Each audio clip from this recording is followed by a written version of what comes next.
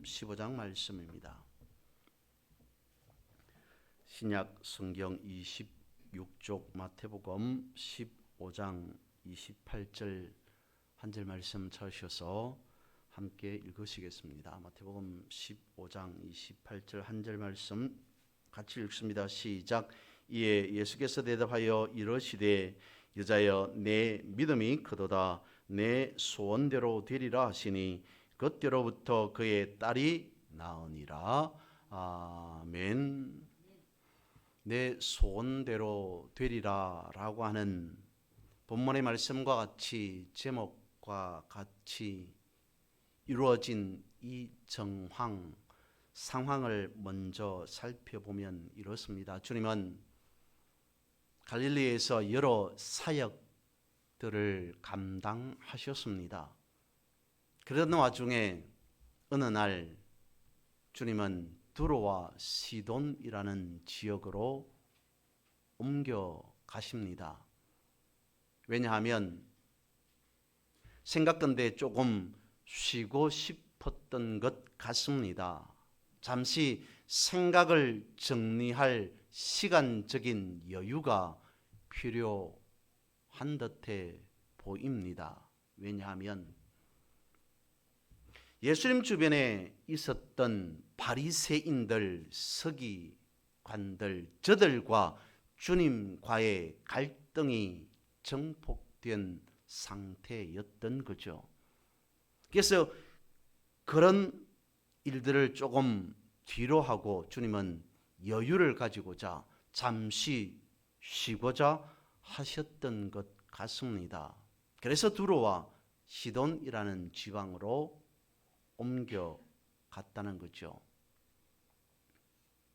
그런데 그곳에서 한 여인을 만납니다. 가나안 여인입니다. 마가복음 말씀에 보면 이 여인은 스로보닉의 족속이라고 말하고 있습니다. 그러니까 가나안 스로보닉의 여인이라는 것은 이방 여인이라는 거죠. 이 여인이 주님을 보고서 만나고서 외쳐 부릅니다. 다윗의 자손이여 라고 주님을 찾아옵니다. 그러면서 자신의 처지를 주님께 아뢰입니다. 주님, 나 좀 살려주십시오. 나를 불쌍히 여겨주십시오. 한 여인의 애절한 마음이 담겨 있는 것 같습니다. 이방 여인으로서 당당히 주님을 부릅니다. 자신의 처지가 급박했기 때문이었던 거죠. 나를 불쌍히 여겨주십시오. 왜냐하면 나에겐 딸 하나가 있는데 내 딸이 귀신 들렸습니다. 귀신 들린 제 딸을 조금 고쳐주십시오. 어디를 둘러봐도 어디를 가더라도 해결할 방법이 없습니다. 고칠 방법이 없습니다. 그러니 주님이 해결해 주시기를 바랍니다. 그래서 주님을 찾아왔습니다 라고 아뢰입니다. 그렇습니다. 어느 부모가 자식의 아픔을 자신의 아픔이라고 여기지 않겠습니까? 부모의 애끓는 마음이, 간절한 마음이 보이는 듯합니다. 그런데 주님은 오히려 냉담합니다. 여인의 어쩌면 울부짖는 소리를 못 들은 채 합니다. 무시합니다. 주여 저를 도우소서. 애절하고 간절한 여인의 마음이 보였음에도 주님은 모른 채 합니다. 그러다가 주님께서 말씀하고 있습니다. 자녀의 떡을 취하여 개에게 던질 수 있겠느냐? 매우 심한 말일 수밖에 없습니다. 이 말은 이스라엘과 이방을 말하는 거죠. 이만큼의 차이가 있다라고 하는 그것을 드러내는 말이었습니다. 말인즉슨 한마디로 단호한 주님의 거절, 문전박대를 당한 겁니다. 그런데도 여인은 거기에 굴하지 않습니다. 주님 맞습니다. 옳소이다. 하지만 개들도 제 주인의 상에서 떨어지는 부스러기를 먹습니다. 짐승조차도 다른 곳으로 가지 않고 주인을 바라보며 주인이 남기는 음식물을 먹지 않습니까? 주님, 한 번만 더 생각해 주십시오. 한 번만 돌이켜 제 처지를 생각해 주십시오. 여인은 안타까울 정도로 부르짖고 있습니다. 아무리 이방인이라 할지라도 제가 이방인인 것 부정하지 않습니다. 맞습니다. 옳습니다. 하지만 그래도 은혜를 구할 수는, 간구할 수는, 요청할 수는 있지 않습니까? 라고 말합니다. 한 어머니로서의 간절함, 아니 어쩌면 다급함, 애절함, 안타까움, 앞뒤 따질 것 없는, 여유가 없는 그러한 상태의 모습, 자존심을 내세울 때가 아님을 여인은 누구 못지않게 잘 알고 있습니다. 이 여인의 상황이, 이 여인의 처지가 이랬습니다.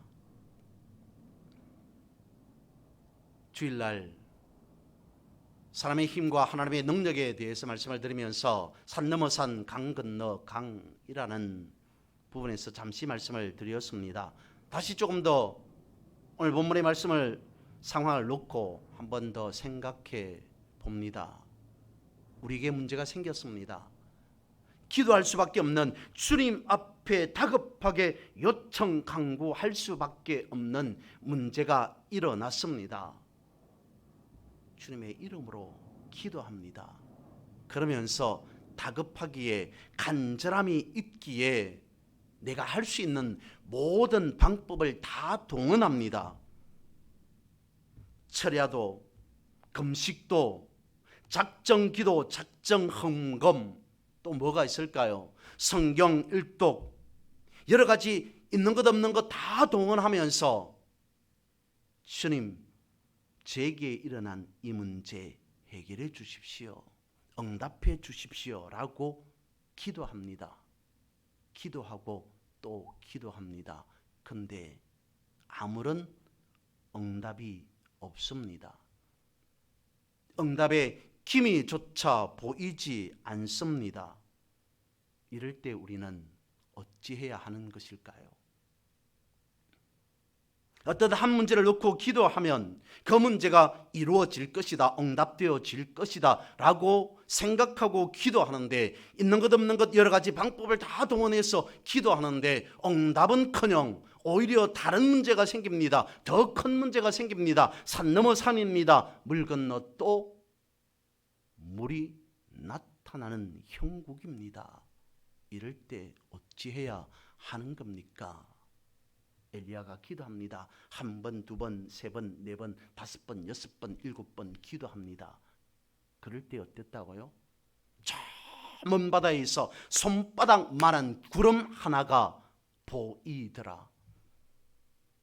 우리가 다급한 문제를 놓고 기도할 때에 엘리야의 기도처럼 한 번, 두 번은 아닐지라도 수번, 수십 번, 수백 번 정도 기도했을지라도 차라리 손바닥만한 응답의 기미조차 보였다면 그것을 희망 품고 기도할 수 있는데, 그런 응답의 기미조차 보이지 않습니다. 이럴 때 어찌해야 하겠습니까? 1번, 그럼에도 주님 붙잡고 지속적으로 기도한다. 2번째, 할 거 다 했으니 그만둔다. 믿음을 버린다. 교회를 실망하여 낙심하여서 교회를 떠나간다. 선택하라면 당연히 1번입니다. 라고 말해야 되겠죠. 그런데 실상 나에게 이런 문제가 생기고 나면 1번이기보다는 2번을 선택하는 것이 다수더라라는 겁니다. 왜냐하면 나는 무너지고 싶지 않은데, 나는 끊임없이 기도해야 하는 줄 아는데 주변에서 그러더라고요. 기도해도 이루어지지 않는 무응답의 그런 모습, 그런 상태를 보고 주변의 사람들이 이야기합니다. 봐라, 소용없다고 말하지 않았느냐. 안 되는 것은 기도해도 안 된다고 말하지 않았느냐. 차라리 이렇게 하는 것이 훨씬 더 나아 라는 말을 합니다. 기도하다가도 사람들의 그 말에 귀가 솔깃해집니다. 그것이 합리적인 것 같거든요. 그것이 맞는 것 같거든요. 그것이 오히려 이치에 더 맞다고 생각되어집니다. 그렇구나. 기도해도 안 되는 것은 안 되는구나. 그런 상황 속에서 어쩌면 주님을 욕할 수도 있겠고 믿음을 버리고 교회를 떠날 수도 있을 것 같습니다. 님비 현상이라는 것이 있습니다. Not in my backyard. 다른 거는 몰라도 내 집 뒷마당만큼은 안 돼. 공공시설이 내가 사는 집 주변에 들어온답니다. 공공시설은 있어야 합니다. 그런데 그냥 공공시설이 아닌 혐오시설입니다. 쓰레기 소각장, 처리장, 하수 종말 처리장과 같은 혐오시설입니다.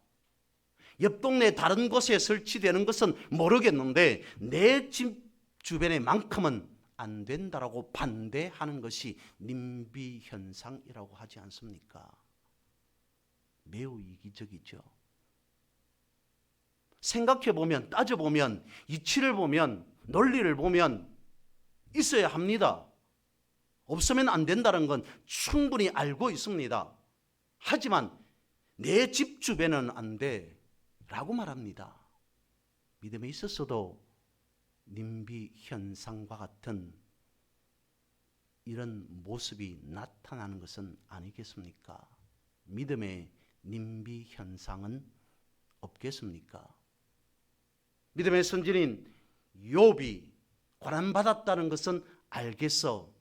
그 인생에서 수고하고 엄청나게 힘들었다는 것은 알겠어. 다윗이 죽을 만큼 어려웠다는 것 이해해. 하지만 내 문제에 있어서 내가 주님 앞에 기도하는 이 문제에서 있어서만큼은 무응답은 아니야. 무조건 하나님께서 응답해 주셔야 돼 라고만 한다면 그것은 어쩌면 믿음의 님비 현상이 아닐까 싶습니다. 내가 당하는 고난만큼은 내 뜻대로, 내 소원대로, 내 기도대로 이루어져야 된다라고 생각하는 것 말입니다. 무엇이 문제입니까? 나에게 그런 문제가 일어났다는 것 자체가 문제입니다. 하지만 돌이켜 생각해 보면 그것보다도 나 중심으로, 사람 중심으로 생각한다는 것이 훨씬 더 심각한 문제 아니겠냐는 거죠. 가나안 여인이 주님을 만났습니다. 우연하게 만난 건지 아니면 여인이 기다렸다가 작정하고 만난 건지는 알 수는 없습니다. 그런데 이 여인이 자기 중심적이었다면 주님의 그런 냉담한 모습을 보고 엄청난 모욕을 주는 그런 말을 듣고서 자존심 상해했다면 그녀는 어땠을까요? 그 자리에서 박차고 일어나서 내가 다른 방법을 찾았으면 찾았지, 내가 다른 종교를 갔으면 갔지, 다시는 주님 앞에 오지 않는다 라고 하면서 주님을 욕하면서 주님을 비판하면서 그 자리를 떠나지 않았겠습니까? 수치스러웠기 때문에, 모욕적인 은사를 들었기 때문에, 자존심이 상했기 때문에 말입니다. 그런데 여인은 그렇지 않았습니다. 이루어지지 않으면 안 되는 간절한 소원 하나가 있었기 때문이었습니다. 갈급합니다. 앞뒤 따질 상황이 아니었습니다. 자신의 딸의 목숨이 주님께 달려 있음을 알았기 때문이었습니다. 이런 상황을 주님도 잘 알고 계셨을 겁니다. 얘네 절박한 상황을 주님도 누구 못지않게 긍휼히 여기셔야 된다는 걸 익히 알고 계셨을 겁니다. 그런데 주님은 말씀합니다. 나는 오직 이스라엘 집에 이런 양들에게 보내심을 받았을 따름이다. 이스라엘 백성들을 돌보기도 벅찬데 이방 사람들까지 돌아볼 겨를이 없다. 희망이 끊어지는 듯한 주님의 말씀이었습니다. 얘네 입장에서, 어머니의 입장에서 보면 가슴이 찢어지는 듯한 그러한 상황이었을 겁니다. 주님이 왜 이다지도 무정하시지? 라고 생각할 수밖에 없는 상황이었습니다. 그런데 여인은 물러서지 않았습니다. 주님 앞에 고개 숙이고 또 고개 숙입니다. 주님 앞에 간청하고 또 간청합니다. 비로소 주님이 말씀하십니다. 대답해 주십니다. 여자여, 내 믿음이 크도다. 이 상황에서 우리는 이렇게 생각해 볼 수 있습니다. 주님이 감동받으셨구나. 이스라엘 백성도 아닙니다. 이방인입니다. 주님께서 맞다, 그래, 내가 내 딸을 긍휼히 여기마 단번에 말씀하신 것도 아니었습니다. 그럼에도 여인의 그런 처지, 그런 상황, 그런 모습을 보면서 주님 말씀하십니다. 내 믿음이 정말 크고 크다. 내가 감동받았다. 라고 하는 듯이 주님이 말씀하십니다. 그리고 이어서 말씀하십니다. 너의 소원대로, 내 소원대로 이루어질 것이다. 이것은 이런 말입니다. 내 소원대로라고 하는 것은 내가 무엇을 원하든지 원하는 만큼, 아니 원하는 그 이상으로 라고 하는 의미를 담고 있습니다. 내 믿음이 정말 크구나. 그래서 내가 구하지 아니하는 그것까지 너는 얻게 될 것이다. 너에게 그 소원까지 이루어지게 될 것이다. 이루어졌노라 라고 주님이 응답해 주십니다. 마치 솔로몬의 기도와 같이. 하나님께서 솔로몬을 찾아오셨습니다. 그리고 하나님이 솔로몬에게 묻습니다. 내가 너에게 무엇을 해주기를 원하느냐? 예, 주님, 그렇다면 저에게 지혜를 주십시오. 주님께서 놀라셨습니다. 감동받았습니다. 지혜만 주면 되겠느냐? 다른 것은 필요 없느냐? 예, 맞습니다. 정확합니다. 저에게 지혜만 주시면 저는 그것으로 만족합니다. 하나님께서 감동하시사 솔로몬이 구하지 아니한 것까지 다 허락하셨습니다. 오늘 본문의 여인의 모습이 그것입니다. 이 여인의 모습을 보면서 우리는 이렇게 생각해 볼 수 있습니다. 그렇구나. 믿음에 있어서 어떤 기도에 있어서도 절대로 지치거나 좌절하고 실망하고 힘들어하지 말아야 되겠구나. 그것을 생각할 수 있습니다. 오늘 본문의 내용을 압축해 보면 인내라고 하는 것이 나오지 않을까 싶습니다. 여인은 주님께 매달렸습니다. 간절함이 있었기 때문이었습니다. 갈급함이 있었기 때문이었습니다. 우리는 그것을 사모함이라고 말하기도 합니다. 어쩌면 주님은 그 여인을 통해서 무엇인가 가르쳐 또 다른 가르침을 주고자 했던 것 같습니다. 야고보서 1장 2절과 4절에서는 이와 같이 말씀하고 있습니다. 너희가 여러 가지 시험을 당하거든 온전히 기쁘게 여기라. 이는 너희 믿음의 시련이 인내를 만들어내는 줄 너희가 알미라. 인내를 온전히 이루라. 이는 너희로 온전하고 구비하여 조금도 부족함이 없게 하려 함이라. 약 하나가 있습니다. 그런데 그 약에는 효과도 있지만 5가지, 6가지 부작용이 있습니다. 또 다른 약이 있습니다.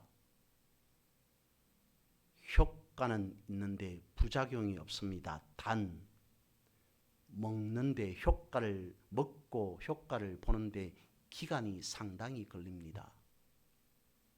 나에게 두 약 중에 어떤 걸 선택하라 라고 한다면 대부분의 사람들은 부작용이 있더라도 효과 빠른 약을 선택할 겁니다.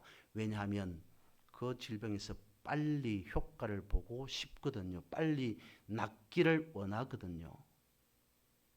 어쩌면 주님께서 이 여인을 통해 말씀해 주고자 하는 그것은 아니었겠습니까?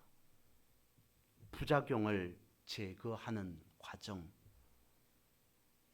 인내를 통해서 더 큰 것을 주님께서 주려고 하셨던 것은 아니었겠습니까? 그래서 그렇게 본다면 너희는 인내와 믿음으로 자신의 딸이 고쳐지는 것뿐만 아닌 원하는 만큼 원하는 이상 것까지 내 소원대로 이루어지리라, 주어지리라 라고 말씀하셨으니 구원과 영생과 천국까지 여인은 주님을 통해서 받아 누릴 수 있었던 것은 아니었겠습니까? 내 소원대로 이루어지리라 라고 하는 이 본문의 말씀을 통해서 우리는 다시 한번 한 가지 더 현상을 추론해 볼 수 있을 것 같습니다. 다시 앞부분으로 돌아갑니다. 예수님께서 두로와 시돈 지방으로 옮기신 이유는 사두개인과 바리새인과 서기관들을 피해서였습니다. 저들에게서 잠시 떠나가서 무엇인가 생각을 정리하고 싶으셨기 때문이었습니다. 안식하고 싶으셨습니다. 그런데 그곳에서 한 이방 여인을 만납니다. 그 여인을 통해 주님의 복잡했던 생각이 정리된 것은 아니었겠습니까? 이방 여인의 자신의 있는 모습 그대로 받아들이는 것. 주님이 말씀했습니다만 어떤 말을 하든지 그 말씀에 순종하는 여인의 모습, 그리고 간절한 마음, 갈급한 마음, 절박한 처지, 그런 상태에 놓인 한 여인을 주님도 만남으로 인해 무엇인가 주님의 마음에 꽂히는 것이 분명히 있었을 겁니다. 한 이방 여인의 간절함이 주님의 마음을 움직였다는 것을 상황을 통해서 오늘 본문의 말씀을 통해서 알게 됩니다. 이것을 조금 전에 말씀을 드렸던 바와 같이 사모함이라고 말하면 어떻겠습니까? 이를 두고 열심이다, 열정이다 라고 말하는 것과는 다릅니다. 사모함은 그런 것과는 차이가 있지 않겠습니까? 믿음에 대해서 다시 한번 생각해 보았습니다. 믿음이라고 하는 것은 무엇인가? 어쩌면 믿음은, 신앙은 이 땅을 하늘색으로 칠하는 일과 같다는 생각을 해 보았습니다. 나 한 사람 믿음이라는 붓을 들고 세상을 하늘색으로 칠한다고 금방 세상이, 땅이 하늘색이 되어지겠습니까? 하지만 한 사람 한 사람 믿음의 사람이 믿음의 선자리에서 붓을 들고 하늘색으로 점을 찍는다면, 그 점점들이 모인다면 그것은 점에 불과한 것은 결코 아닐 겁니다. 우리의 소원대로 우리가 주님 앞에 주의 이름으로 기도한 대로 이루어지기를 바란다면 오늘 본문의 상황을 보면 먼저 주님을 감동케 하는 것, 그것이 필요하다라고 말씀해 주고 있는 것 같습니다. 그렇습니다. 주님이 감동하신다면 이루지 못할 일은 결코 없습니다. 내 삶을 통해서, 내 모습을 통해서, 아니 어쩌면 내 정황, 내 처지를 통해서 오히려 주님을 감동케 하여 주님이 약속하신 약속의 말씀이 성취되는 놀라운 응답의 역사가 나타나는 그런 여러분의 삶 되시기를 주님의 이름으로 축복합니다.